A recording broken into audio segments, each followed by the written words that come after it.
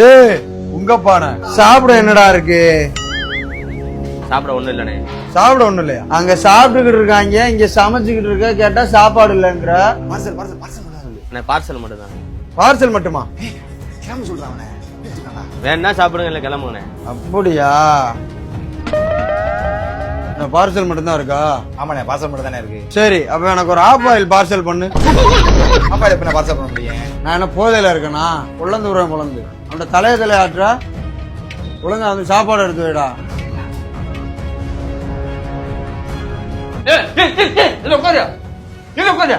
ஏய் என்னடா நினைச்சுக்கிட்டு இருக்க?